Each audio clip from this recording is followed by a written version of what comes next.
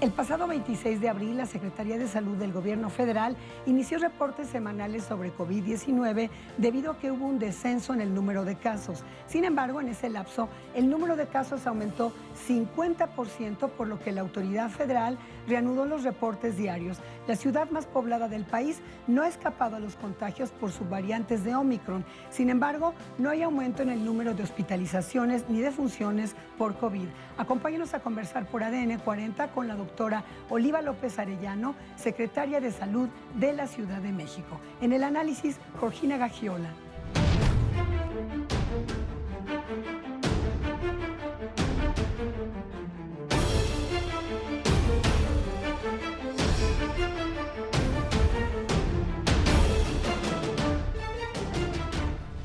Doctora Oliva López Arellano, gracias por estar aquí. Y bueno, ha dado a conocer la Secretaría de Salud que hay un incremento en casos activos, pero no han repercutido en hospitalizaciones. ¿Cómo está la situación en la Ciudad de México? Sí, así es. Afortunadamente en la Ciudad de México pues tenemos unas altas coberturas de vacunación.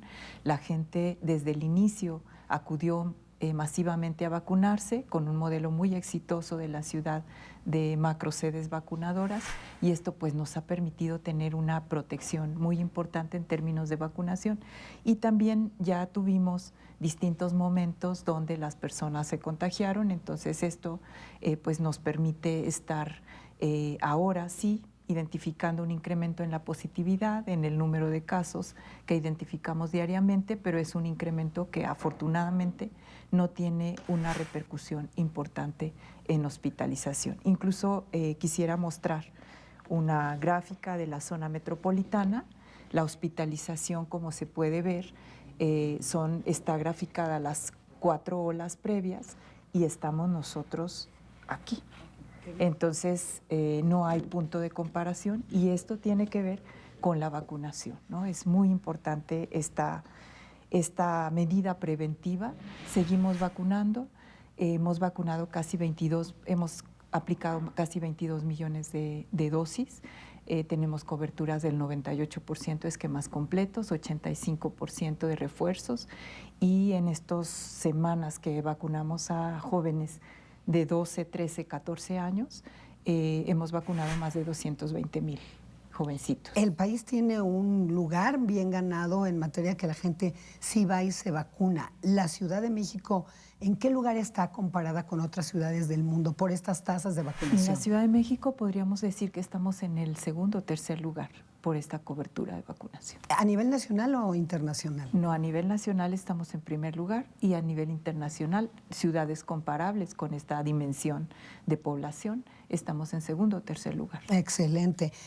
Podríamos decirle entonces a la gente contundentemente que si bien hay que seguir teniendo cuidados, y qué tipo de cuidados, no hay de qué preocuparse. Así es, tenemos pues la recomendación general de entender que la pandemia sigue en el mundo, en el país, en la ciudad, que ya sabemos, hemos aprendido mucho de esta pandemia, y las medidas de protección son el uso de cubrebocas en espacios cerrados, mal ventilados o con aglomeraciones, sobre todo en sitios donde hay muchas personas y permanecen tiempo prolongado, transporte público, oficinas, escuelas, siempre estamos recomendándolo, ventilar. Lavado de manos es muy importante, y otro elemento es el autoaislamiento.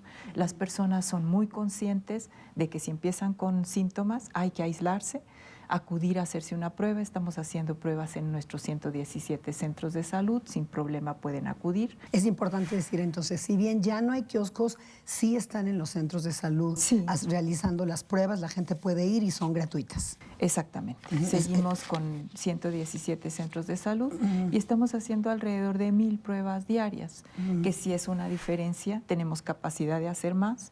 En la cuarta ola de enero, con Omicron, estábamos haciendo 30,000 pruebas diarias. Entonces tenemos capacidad de producción, ¿no? Capacidad de atención, pero ahora, pues como son pocos las personas positivas, si bien también tengo una gráfica de positividad, las puedo mostrar para que vean aquí se nota, esta es la ola de Omicron, ¿no? Y estamos aquí. No, pues básicamente... Sí, estamos alrededor de un poco más de 200 personas positivas diarias, que es importante que esas personas se aíslen, y aquí está en ampliada. O sea, sí hay un incremento, pero no tiene punto de comparación, ¿no? Donde hubo días en esta cuarta ola producida por Omicron que estábamos identificando 11,000 personas positivas diarias. No, bueno, no, contundente Sí. lo que estamos viendo ahorita en esta gráfica desagregada, porque lo que nos da la Secretaría de Salud Federal es a nivel nacional. Exacto. Nosotros monitoreamos, esto que ustedes ven aquí, son datos que se generan diariamente de los kioscos, de los centros de salud, de todas las áreas que toman muestras, incluso áreas privadas, y también la hospitalización, no solo de los hospitales de la CEDESA, sino también de hospitales de toda la zona metropolitana y de la Ciudad de México. A propósito de la vacunación, de esta reciente que a los papás les dio mucho gusto, de adelante de los 12 años de edad, ¿cómo ha transcurrido? ¿Fueron con entusiasmo? ¿Han ido muchos chicos y chicas a partir de esa edad? Sí, han ido contentos, también un poco temerosos, porque es un grupo de edad que ya no está tan habituado a ir a los servicios de salud. Sí. También ya quedaron atrás en esas edades pues las vacunas iniciales, entonces sí van con un poco de temor, siempre apoyados por sus papás, sus mamás, sus tutores. ¿En algún momento habrá segunda dosis para ellos? Sí, claro, estamos previendo la segunda dosis. Ya saben que la vacuna Pfizer, que es la que estamos aplicando en este grupo de edad, tiene entre 21 días, ¿sí? Y más semanas para poder tener. No tiene que ser necesariamente en los 21 días. En los 21 días. Pero los rezagados todos están siendo atendidos, independientemente de este grupo de edad. Todos están siendo atendidos con su refuerzo. Estamos invitando a que los adultos mayores, sobre todo personas con comorbilidades, adultas mayores que no han ido a ponerse su refuerzo, acudan. Doctora, no es ningún secreto que hay gente antivacunas en todo el mundo. Hay un movimiento antivacunas a nivel nacional. ¿Qué le diría a este grupo de personas? Porque existen también en México y particularmente en la Ciudad de México, donde habemos grupos muy diversos en todos los sentidos, ¿no? Sí, bueno, insistir en la responsabilidad colectiva. Lo que se ha visto en el mundo es que la capacidad del virus tiene una enorme capacidad para mutar. Y en esa medida, pues lo que tenemos es la persona que no está vacunada, no se infectó, que está, digamos, en este grupo de mayor susceptibilidad, el virus tiene más capacidad ahí de replicarse y mutar. Entonces, entre más personas haya sin vacunas, que no tengan su esquema completo, estamos propiciando que el virus tenga más posibilidades. ¿Y si les han llegado mutar. gente que no se ha vacunado?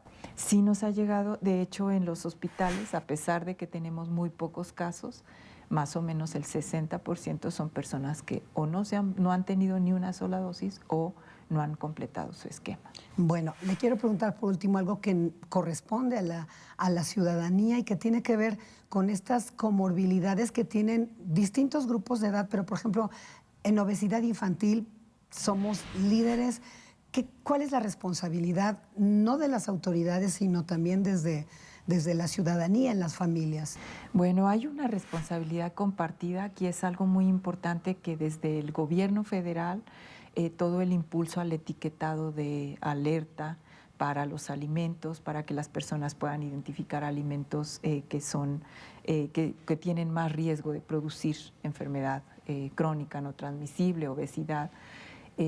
O sea, hay una política general. Y también en el gobierno de la ciudad tenemos el programa de Salud en tu Vida, Salud para el Bienestar, que se está impulsando desde mediados del 2021. Pues con eso hay muchísimo por trabajar en las familias y por supuesto con el apoyo de las autoridades. Muchas gracias, doctora Olga Albuquerque Arellano, por estar acá. Con mucho gusto. Bueno, vamos ahora a un recorrido por las redes sociales para ver qué dicen sobre este tema.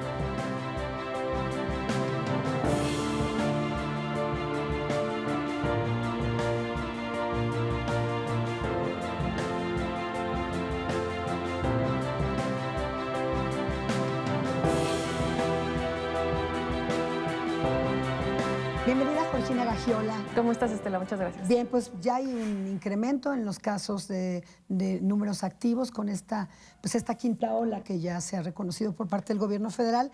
Pero bueno, la capital de la República sin duda es el gran laboratorio y vemos lo que pasa en las grandes urbes. Pues desafortunadamente otra vez ya estamos en la quinta ola. Creo que esta vez, en la pasada, digamos, de Omicron en diciembre, un poco se confunde, ¿no?, con la influencia, con la gripa, con el clima, etcétera.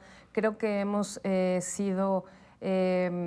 pues hemos bajado las alertas. Pero es cierto también, con las gráficas que daba la doctora Georgina, que a nivel nacional hay un promedio de 4.3 muertes derivados de COVID, que nada que ver con las etapas de la crisis, ¿no? Sí, por supuesto, afortunadamente tuvimos la vacunación, de alguna manera, pues obviamente eso controla a la gente en México, ha sido pues muy consciente de ir a vacunarse, muy interesada de ir a vacunarse, incluso los menores, ¿no? Incluso menores que tuvieron que pedir un amparo para que fueran vacunados y finalmente vemos que ya está en camino la vacunación para los chicos.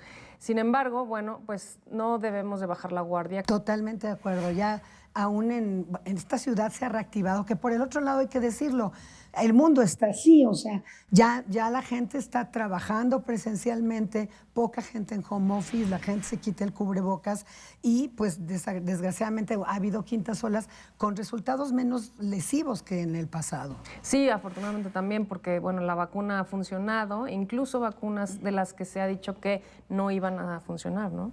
Sí, y lo digo por la actividad económica, también la economía global, no solamente la de México, se vio afectada por la paralización de actividades. Entonces la gente lo que tiene que hacer, lo acaba de decir la secretaria, es volver a las medidas correctas en lugares cerrados, en fin. Claro, no bajar la guardia. Fíjate que estos temas económicos obviamente son resultados de lo que la primera pandemia, digamos, por decirle de alguna manera, la primera vez, toda esta inflación, toda esta falta de suministros, etcétera, que ha causado tanto daño a la economía y a la canasta básica, por ejemplo, en el mundo en general, y la seguimos sufriendo y la vamos a seguir sufriendo durante un tiempo, y por eso es aún más importante cuidarnos y estar conscientes de que esto sí ha llegado para quedarse en diferentes magnitudes. México está, y hay que decirlo porque insisto que sí ha sido reconocido mundialmente como un país donde la gente se vacuna. O sea, sí. Lo que no teníamos al principio, desgraciadamente, y aún pues todavía faltan vacunas, por ejemplo, para los niños de 5 años hacia adelante. Somos un país que sí, la gente sí se vacuna, y acaba de decir Marcelo Ebrard hace un par de semanas que somos el 7º país en el mundo con mayor índice de vacunación, más de 80 millones que nos hemos vacunado. Sí, afortunadamente tuvimos una buena reacción en ese sentido. Creo que en general la vacunación en México a lo largo de los años ha sido un muy buen programa de política pública, sí. ¿no? Y creo que la gente está acostumbrada a llevar a sus hijos a vacunarse. Hemos crecido vacunándonos para diferentes enfermedades, y esta fue un buen llamado, una buena respuesta de la ciudadanía también, precisamente porque tenemos esa, digamos, cultura, ¿no?, sobre la salud, sobre la vacunación. Totalmente de acuerdo. Georgina Gagiola, muchas gracias. Gracias a ti, Estela. Gracias a usted por acompañarnos a una emisión más de Ruta ADN 40.